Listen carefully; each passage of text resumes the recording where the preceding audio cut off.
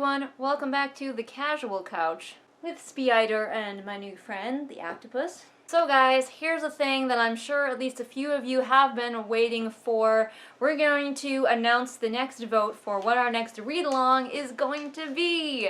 Yay! What's a read-along here on this channel? It's a little bit different than you might be expecting. I've had some people confused by it and annoyed by it, but I can't really change the name now because I've been using it for too long. Here on this channel, a read-along means that I will get the book, read it with you here. I don't read like every single word, but I read it, and then I comment on it and make jokes and also point out things that might be helpful to other authors. It's like educational MST3K for books. If that sounds fun, I already have several available for you to go watch and binge to your heart's content. They're all in a nice playlist for you. I'm sure that will be linked below. But today we're going to decide what our next one is going to be. We had a really close competition in the previous vote, but as you all know, Dealing with Dragons won it. But we are going to be seeing a return of a couple of the books from that list, mostly because I couldn't really come up with anything else that I wanted to include in a read-along. But the theme of the last vote was kind of books by YouTubers, and since there is one book that I definitely want to have as a possibility in this vote, I decided to stick with that theme. So let's go over to Goodreads and look at all of the books and see which one you want to vote for. To vote, all you have to do is comment down below, but if you are a patron of mine, your vote counts for 2. So if you are a patron, head on over to my Patreon and vote there, where your vote will count for 2 votes. And if you are eager to have your vote count for 2, you can support me for as little as $1 a month over on my Patreon. Let's get to the books. The first option, once more, is Again But Better. This one did get a lot of buzz when we were doing our last vote, so I'm putting it back in. Let's read the blurb. My laptop is right here, that's what I'm looking at. Also, Jane is right here, just being as cute as he possibly can, like right off camera, so he's mocking you. Shane has been doing college all wrong. Pre-med, stellar grades, and happy parents? Sounds ideal. But Shane's made 0 friends, goes home every weekend, and romance? What's that? Romance? Who's he? Never heard of him. Her life has been dorm, dining hall, class, repeat. Time's ticking, and she needs a change. There's nothing like moving to a new country to really mix things up.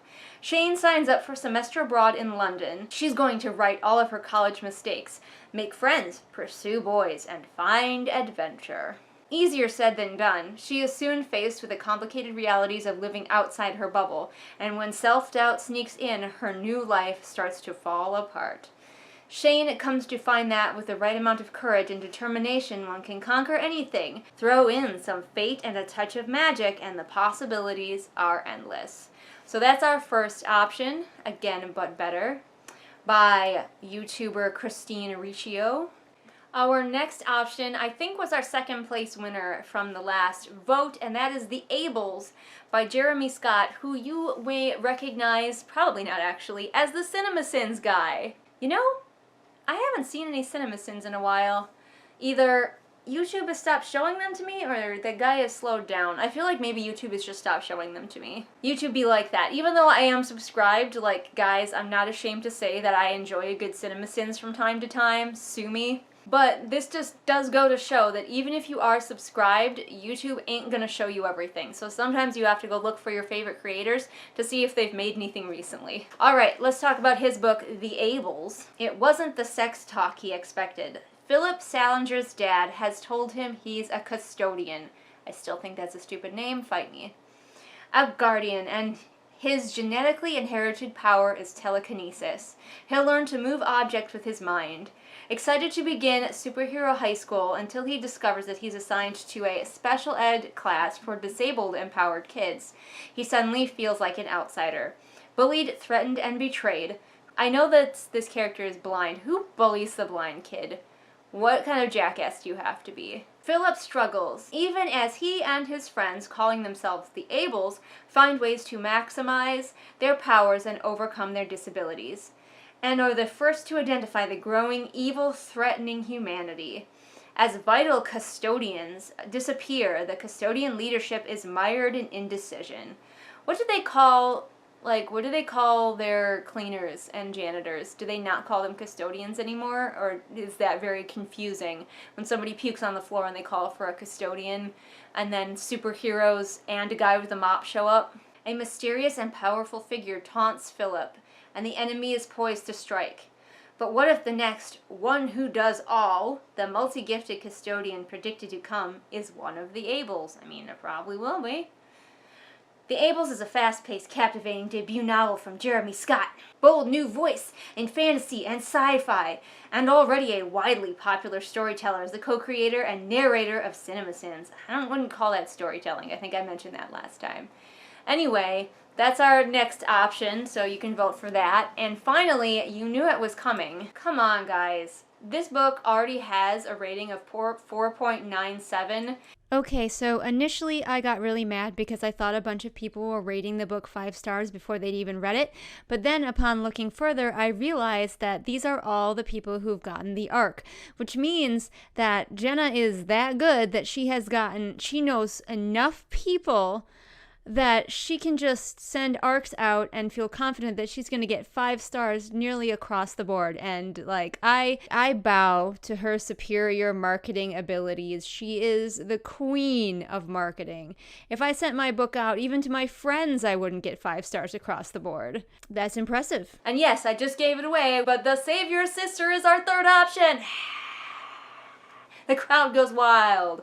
Although I did read the first 2 chapters, the first 3 chapters I think are available on her website, and I read the first 2 chapters. If you want to see me do that, go back and check them out. We learned that Layla is terrifying. It didn't get as many views as I thought it would. Normally I don't really care about views, but I thought for sure that one would bring in some decent views, and it got okay views. But go show it some love if you want a preview of what's to come. Let's have a look at The Savior's Sister. Now keep in mind that I won't be able to read this one until it is released. Layla Tuss, I'm not even going to try to pronounce that.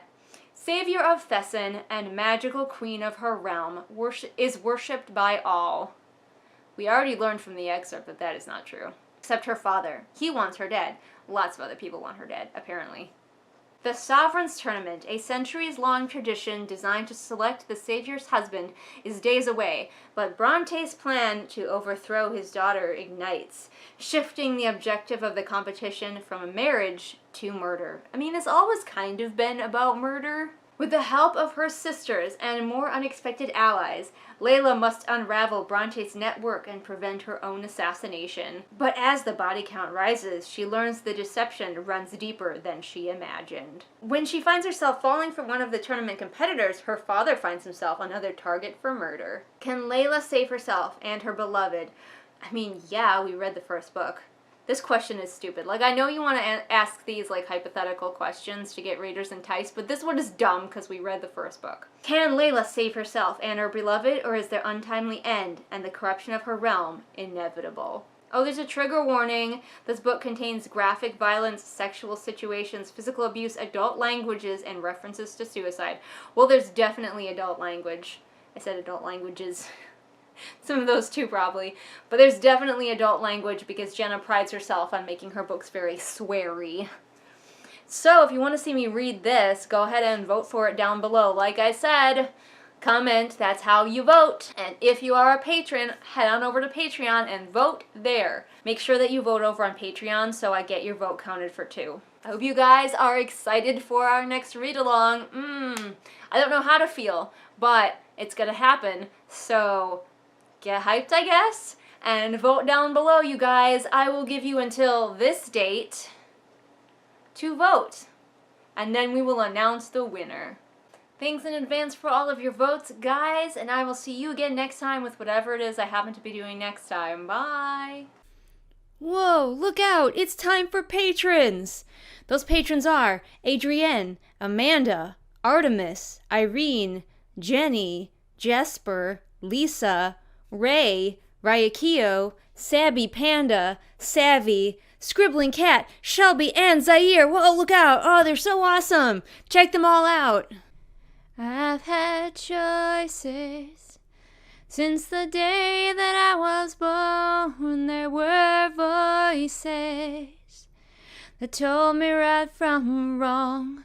If I had listened, no, I wouldn't be here today, living and dying with the choices I've made.